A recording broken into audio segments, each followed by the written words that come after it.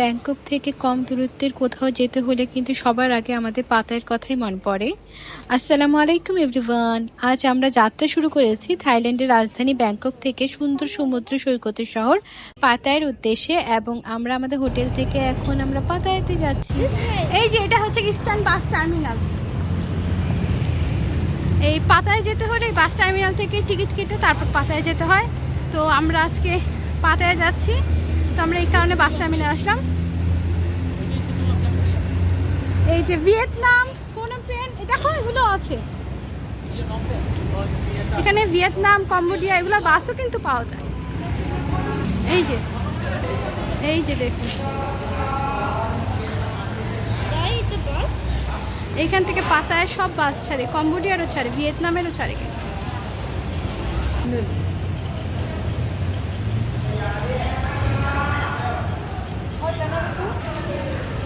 এই যে পাতায়ের জন্য আমরা টিকিট কেটে নিচ্ছি। এইখান থেকে পাতায় নিচ্ছে হচ্ছে 119 বাত করে পার পার্সন, 119 বাত।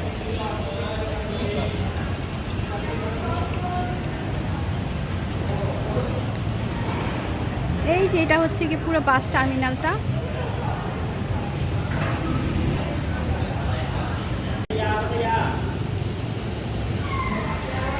এই যে আমাদের টিকিট হয়ে গিয়েছে, আমরা টোটাল হচ্ছে গিয়ে 6 পার্সন। এখান থেকে বিভিন্ন সিটিতে যাওয়া যায়, বিভিন্ন সিটির টিকিট এখানে।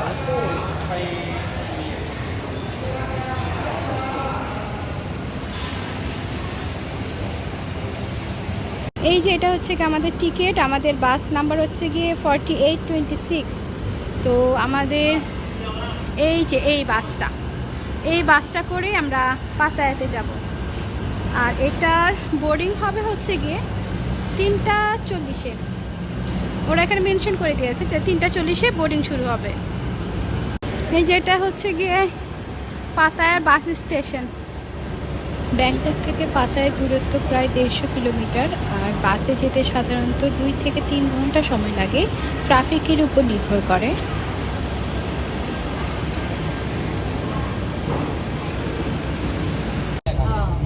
থাইল্যান্ডের বাস সার্ভিস খুবই আরামদায়ক এবং সাশ্রয়ী, এবং আমাদের বাসের ভিতরেই কিন্তু একটা ওয়াশরুমও আছে, সো কোনো সমস্যা হয় না পুরো জার্নিতে। এই আমাদের বাসটা কিন্তু একদম টাইম মতোই ছেড়ে দিয়েছে।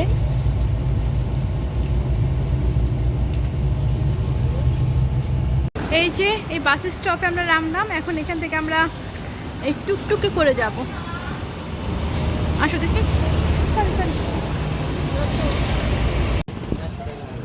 এই যে এই টুকটুক করে আমরা আমাদের হোটেলের ওখানে যাচ্ছি।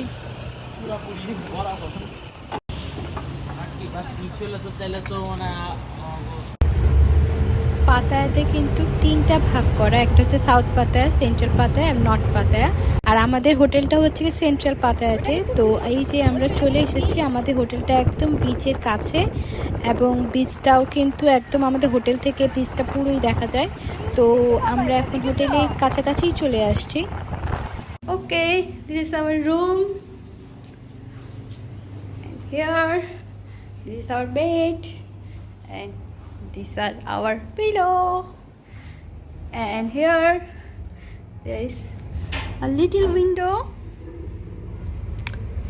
see outside, and here also have a AC and as well as a lamp, okay, and colorful walls. রাত নামার সঙ্গে সঙ্গে পাতায় যেন একেবারে অন্য রূপ ধারণ করে। চারদিকে রঙিন আলো, জমজমাট রাস্তা এবং প্রাণবন্ত পরিবেশ সব মিলিয়ে শহরটি হয়ে ওঠে আরও আকর্ষণীয়। এখানে রয়েছে বিভিন্ন restaurant, live music, street performance এবং নানা ধরনের বিনোদনের ব্যবস্থা। রাতের পাতায়ার হাঁটতে হাঁটতে শহরে প্রাণচাঞ্চল্য সত্যি উপভোগ করার মতো। তো আমরা একটা ম্যাকডোনাল্ডস দেখতে পাচ্ছি, এখন ম্যাকডোনাল্ডসে গিয়ে আমরা আমাদের রাতের ডিনারটা সেরে নিই। আর এইখান থেকে কিন্তু সবাই যার যার ইচ্ছা মতো অর্ডার করতে পারে, নিজে নিজেই অর্ডার করে দিলেই হয়। দেখি বাবা, কি খাবে তুমি বলো? ফ্রেঞ্চ ফ্রাই, আর কি খাবে? বার্গার, ওকে। এইখান থেকে খাবার অর্ডার করাটা কিন্তু খুব ইজি এবং পেমেন্টটাও কিন্তু এখান থেকেই করে ফেলা যায়, আবার অবশ্য না হলে অনেক সময় কাউন্টারে গিয়ে করা যায়। তো আমরা আমাদের খাবার চুজ করে নিই। পাতায়ের এই রাস্তাগুলোর জাঁকজমকগুলো যে দেখতে পাচ্ছে, এগুলো কিন্তু একদম পুরো রাত পর্যন্তই থাকে, অনেক লেট নাইট পর্যন্তই কিন্তু এরকমই থাকে। তো আমার চ্যানেলটা ভালো লাগলে কিন্তু অবশ্যই লাইক, শেয়ার এবং সাবস্ক্রাইব করে দিবেন। এই যে আমরা এখন পাতায়ের বিচে আছি।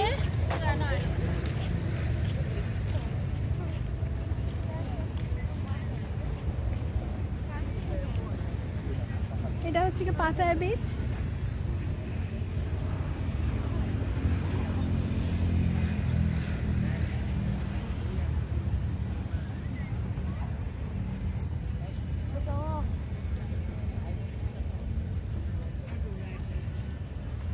সামনে থেকে দেখাই। আসলে বীজটা রাতের বেলা দেখতে একরকম আর দিনের বেলা দেখতে আরেক রকম। তো এখন তো মানুষজন খুবই কম, তাই দেখতেও মানে ওইরকম বোঝা যাচ্ছে না। রাতের view. Sharon,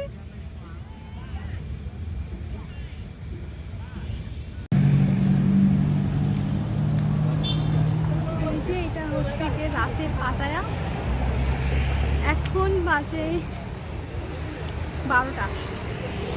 ব্যাংককের time sorry Thailand time অনুযায়ী এখন বাজে রাত 12টা। আর এটা হচ্ছে গিয়ে ব্যাংককের রাতের